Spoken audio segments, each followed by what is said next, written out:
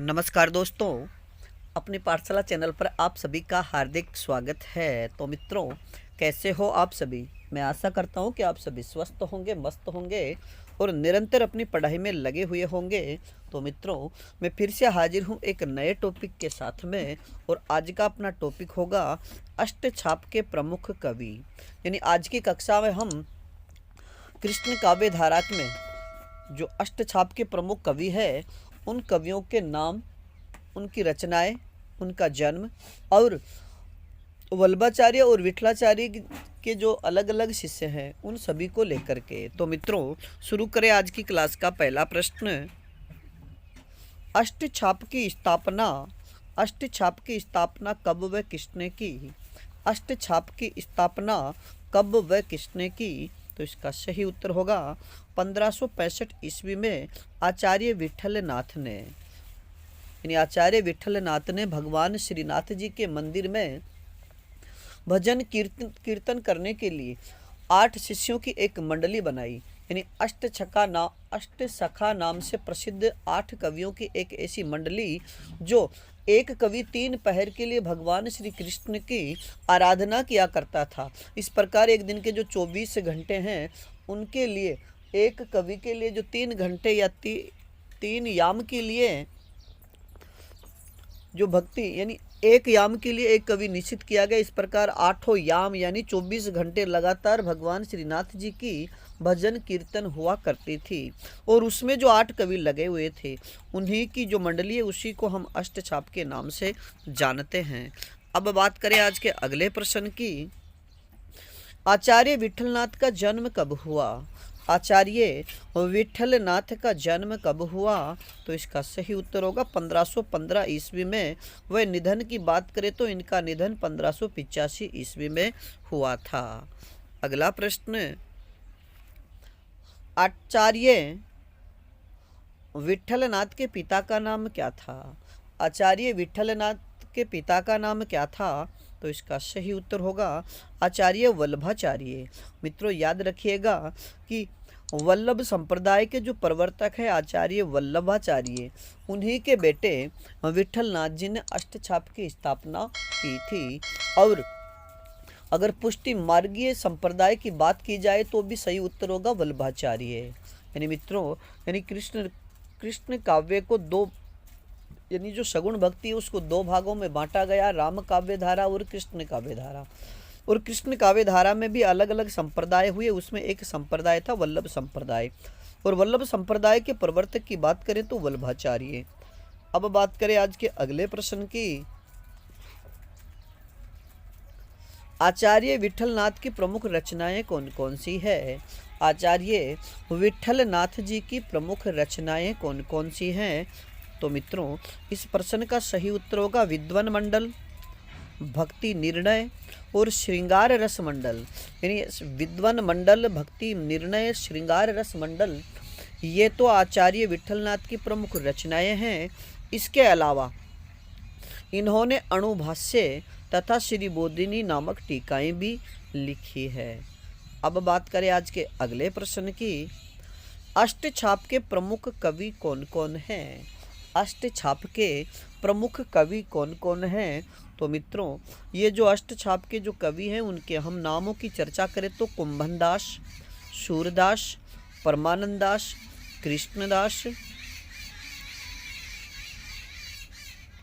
गोविंद स्वामी, नंददास, छीत स्वामी और चतुर्भुजदास, ये सारे के सारे अष्टछाप के प्रमुख कवि हैं। अब बात करें आज के अगले प्रश्न की।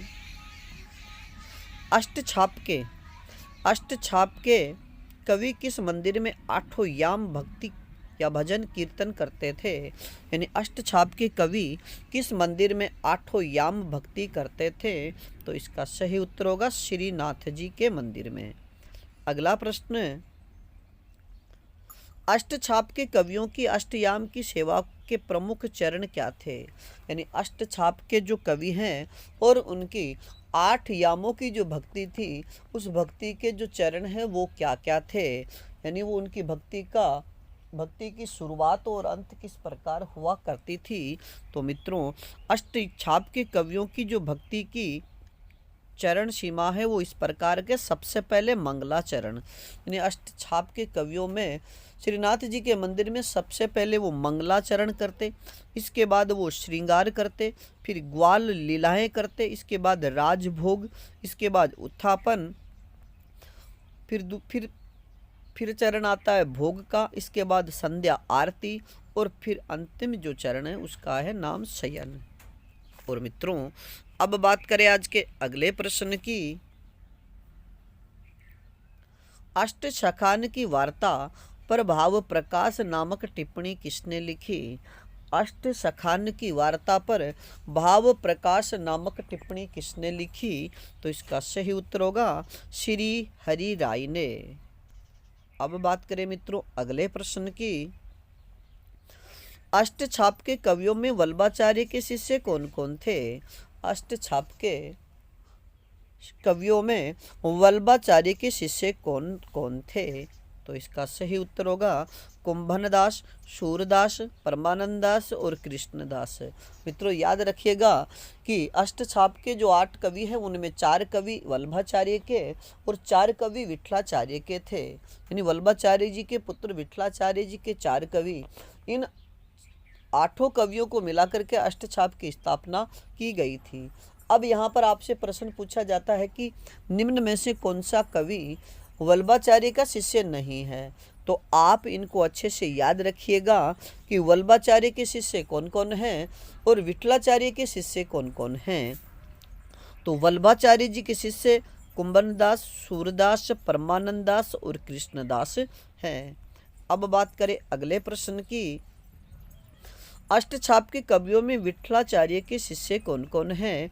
तो अब हम चर्चा करेंगे विठलाचार्य के शिष्यों की। तो मित्रों विठलाचार्य के शिष्यों में गोविंद स्वामी, नंददास, छीत स्वामी और चतुर्भुजदास।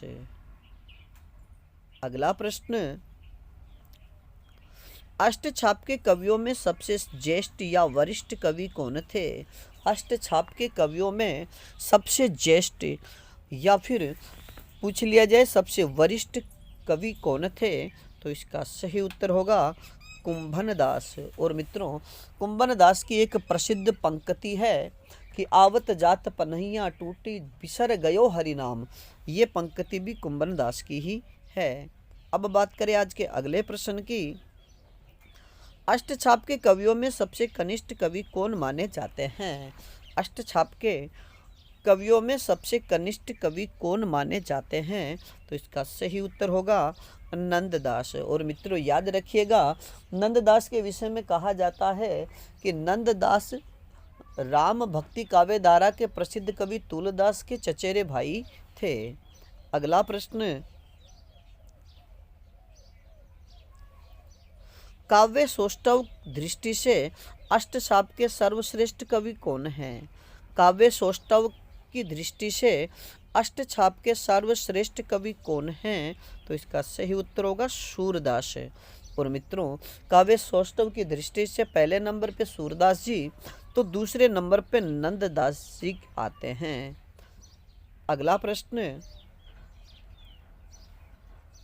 अष्टछाप के कवियों में कौन से कवि पिता पुत्र थे? यानी अष्टछाप के कवियों में कौन से कवि पिता पुत्र थे? तो इसका सही उत्तर होगा कुंभनदास व चतुर्भुजदास। मित्रों याद रखिएगा कि कुंभनदास वल्लभाचार्य जी के शिष्य थे और कुंभनदास के जो पुत्र थे चतुर्भुजदास वह विठलाचार्य जी के शिष्य थे। तो हम कुंभनदास के जन्म की बात करें तो इनका जन्म 1468 ईस्वी में और मृत्यु 1583 ईस्वी में हुई थी। और मित्रों आप सभी से एक प्रश्न कि महाकवि सूरदास का जन्म कब हुआ तथा इनकी मृत्यु कब हुई, इस प्रश्न का उत्तर आप हमें कमेंट्स में दीजिएगा। अगला प्रश्न, सूरदास के बाद वात्सल्य रस का सर्वाधिक प्रयोग करने वाले श्रेष्ठ कवि कौन माने जाते हैं? यानी सूरदास जी के बाद में वात्सल्य रस का सर्वाधिक प्रयोग करने वाले श्रेष्ठ कवि कौन हैं? तो इसका सही उत्तर होगा परमानंद दास। और मित्रों परमानंद दास का जन्म 1493 ईस्वी को हुआ था। अगला प्रश्न, गोविंद स्वामी का जन्म कब व कहाँ हुआ? गोविंद स्वामी का जन्म कब व कहाँ हुआ? तो इसका सही उत्तर होगा 1505 ईस्वी में आंतरी गांव भरतपुर में। यानी गोविंद स्वामी का जन्म 1505 ईस्वी को आंतरी गांव भरतपुर राजस्थान में हुआ। और इनके निधन की बात करें तो इनका निधन 1585 ईस्वी को हुआ था। अगला प्रश्न, छीत स्वामी का जन्म कब व कहाँ हुआ? छीत स्वामी का जन्म कब व कहाँ हुआ? तो इसका सही उत्तर होगा, जन्म की बात करें तो इनका जन्म 1515 ईस्वी में मथुरा में हुआ। और मृत्यु की बात करें तो इनकी मृत्यु 1585 ईस्वी में हुई थी। अगला प्रश्न, नंददास का जन्म कब व कहाँ हुआ? नंददास का जन्म कब व कहाँ हुआ? तो इसका सही उत्तर होगा 1533 ईस्वी में रामपुरा गांव उत्तर प्रदेश में। और मित्रों, नंददास के निधन की हम चर्चा करें तो इनका निधन 1583 ईस्वी में हुआ था। अगला प्रश्न, नंददास की प्रमुख रचनाएं कौन कौन सी हैं? नंददास की प्रमुख रचनाएं कौन कौन सी हैं? तो मित्रों, नंददास की रचनाओं से संबंधित प्रश्न भी आपसे पूछा जा सकता है। तो नंददास की प्रमुख रचनाओं में बात करें तो एक तो अनेकार्थ मंजरी, दूसरी रस मंजरी, फिर रूप मंजरी, श्याम सगाई, प्रेम बारह खड़ी। इसके बाद अलग रचनाओं की बात करें तो रास पंचाध्यायी, रुक्मणी मंगल, भंवर गीत, सुदामा चरित्र और सिद्धांत पंचाध्यायी। अगर मित्रों आपसे प्रश्न पूछ लिया जाए कि भ्रमर गीत के रचनाकार कौन है, भ्रमर गीत की बात आ जाए तो सूरदास जी, और भंवर गीत की बात आ जाए तो नंददास है। और मित्रों, अब बात करें अगले प्रश्न की, सूरदास की प्रमुख रचनाएं कौन कौन सी है? सूरदास की प्रमुख रचनाएं कौन कौन सी हैं? तो मित्रों, इसका सही उत्तर होगा सूरसागर, साहित्य लहरी और सुरसारावली। यानी सूरदास जी की प्रमुख या मुख्य रूप से 3 ही रचनाएं प्रसिद्ध मानी जाती है, जिसमें सूरसागर, साहित्य लहरी और सुरसारावली। और सूरदास जी का जो भ्रमर गीत है, अब आपको हमारे एक लास्ट का प्रश्न आपसे पूछ रहे हैं कि इसमें से उसका उत्तर कमेंट्स में दीजिएगा कि सूरदास जी का जो भ्रमर गीत है वह इन तीनों रचनाओं में से किस रचना में संग्रहित है। इस प्रश्न का उत्तर आप हमें कमेंट्स में दीजिएगा। और मित्रों, याद रखिएगा कि जब सूरदास जी की मृत्यु हुई थी तब विठलाचार्य जी ने कहा था कि अष्टछाप का जहाज जात है, जाको कछु लेना हो तो ले। यह पंक्ति विठलाचार्य जी ने सूरदास की मृत्यु के समय कहा था। तो मित्रों, आज के लिए इतना ही, बाकी फिर मिलेंगे एक नए टॉपिक के साथ में। तब तक आप अपने अध्ययन में जुटे रहिएगा। और अपनी पाठशाला बाय BN सर चैनल पर नए हो तो हमारे चैनल को लाइक, सब्सक्राइब और अपने मित्रों तक शेयर जरूर कीजिएगा। धन्यवाद।